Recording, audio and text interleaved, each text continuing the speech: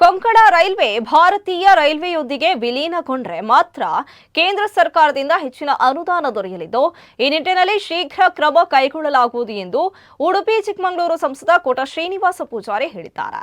ಉಡುಪಿಯ ಇಂದ್ರಾಳಿ ರೈಲ್ವೆ ನಿಲ್ದಾಣದಲ್ಲಿ ಕೊಂಕಣ ರೈಲ್ವೆ ವತಿಯಿಂದ ಸುಮಾರು 2.26 ಕೋಟಿ ವೆಚ್ಚದಲ್ಲಿ ನಿರ್ಮಿಸಲಾದ ನೂತನ ಲಿಫ್ಟ್ನ ಶುಕ್ರವಾರ ಉದ್ಘಾಟಿಸಿ ಅವರು ಮಾತನಾಡಿದರು.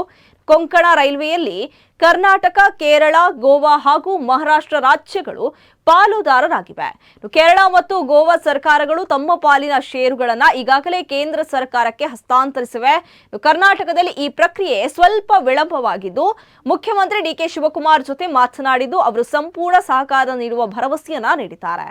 ಹಾಗೆ ಜಿಲ್ಲಾ ಉಸ್ತುವಾರಿ ಸಚಿವ ಯುಟಿ ಖಾದರ್ ಅವರೊಂದಿಗೂ ಚರ್ಚೆ ನಡೆಸಲಾಗಿದ್ದು ರಾಜ್ಯದ ಪಾಲಿನ ಷೇರುಗಳನ್ನು ಶೀಘ್ರವೇ ಕೇಂದ್ರಕ್ಕೆ ಹಸ್ತಾಂತರಿಸುವ ವಿಶ್ವಾಸವಿದೆ ಎಂದು ತಿಳಿಸಿದರು.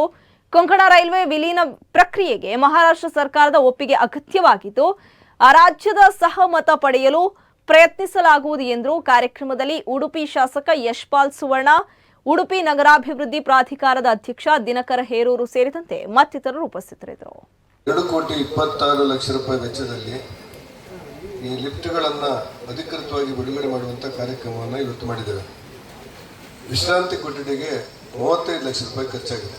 ಈಗ ವಿಶ್ರಾಂತಿ ಕೊಠಡಿಯ ಮುಂದುವರೆದ ಭಾಗ ಅಂತ ನಾವೇನು ಕರಿತೇವೆ 35 ಲಕ್ಷ ರೂಪಾಯಿ ಖರ್ಚಾಗಿದೆ. ಮತ್ತು ಟಾಯ್ಲೆಟ್ಗಳಿಗೋಸ್ಕರ ಸುಮಾರು 10 ಲಕ್ಷ ರೂಪಾಯಿ ಖರ್ಚಾಗಿರುತ್ತೆ.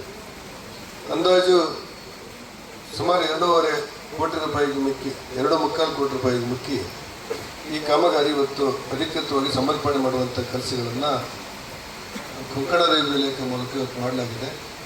ಆ ಹಿನ್ನೆಲೆಯಲ್ಲಿ ನಾನು ಇನ್ನು ಉಳಿದಿರುವಂಥ ಕಾಮಗಾರಿಗಳಿವೆ, ಇನ್ನು ಹಲವಾರು ಕಾಮಗಾರಿಗಳಾಗಬೇಕು. ಕೊಂಕಣ ರೈಲ್ವೆಯಲ್ಲಿ ಸೀಮಿತವಾದಂಥ ಸಂಪನ್ಮೂಲ ಇರುತ್ತೆ. ಇಷ್ಟಾದರೂ ಮಾಡಿದ ಕೂಡ ಏನು ಸಣ್ಣ ಕೆಲಸ ಅಲ್ಲ. ಆ ಕಾರಣಕ್ಕೋಸ್ಕರ ನಾನು ನಮ್ಮೆಲ್ಲ ಅಧಿಕಾರಿಗಳಿಗೆ ಪ್ರೀತಿಯ ಅಭಿನಂದನೆ ಹೇಳಿ ಮುಂದುವರಿದು ಈ ಕೊಂಕಣ ರೈಲ್ವೆಯನ್ನು ಭಾರತೀಯ ರೈಲ್ವೆಗೆ ವಿಲೀನ ಮಾಡಬೇಕು ಅಂತ ಹೇಳಿ ನಾವು 3 ಜನ MP ಪ್ರಯತ್ನ ಮಾಡ್ತಾ ಇದ್ದೇವೆ. ಮಂಗಳೂರಿನ ಚೌಟ, ಉತ್ತರ ಕನ್ನಡದ ಕಾಗೇರಿ ಮತ್ತು ನಾನು 3-4 ಸಾರಿ ರೈಲ್ವೆ ಸಚಿವರನ್ನ ನೋಡಿದೆವು. ನಿನ್ನೆ ಮೊನ್ನೆ ನಾನು ನಮ್ಮೆಲ್ಲ ಶಾಸಕರ ಜೊತೆ ಹೋಗಬೇಕಂತ ಮಾಡಿದ್ದು, ಆದರೆ ಆಕಸ್ಮಿಕವಾಗಿ ಮುಖ್ಯಮಂತ್ರಿಗಳ ಭೇಟಿಗೆ ಅವಕಾಶ ಕೊಟ್ಟು ಈ ಕೊಂಕಣ ರೈಲ್ವೆಯಲ್ಲಿ 4 ರಾಜ್ಯಗಳು ಶಾರ್ ಹಾಕಿವೆ: ಗೋವಾ, ಕೇರಳ, ಕರ್ನಾಟಕ, ಮಹಾರಾಷ್ಟ್ರ. ಕೇರಳ ಮತ್ತು ಗೋವಾಗಳು ತಮ್ಮ ಶಾರನ್ನು ಸರೆಂಡರ್ ಮಾಡಿದೆ ಕೇಂದ್ರ ಸರ್ಕಾರಕ್ಕೆ. ಕರ್ನಾಟಕದಲ್ಲಿ ಸ್ವಲ್ಪ ವಿಳಂಬ ಆಗ್ತಾ ಇದೆ.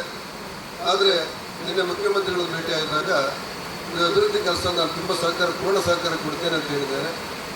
ಮತ್ತು ಇಲ್ಲಿಯ ಉಸ್ತುವಾರಿ ಜವಾಬ್ದಾರಿ ಇರುವಂಥ ಯುಟಿ ಖಾದರ್ ಜೊತೆಯೂ ನಾನು ಮಾತಾಡಿದ್ದೆ. ಅವರು ಕೂಡ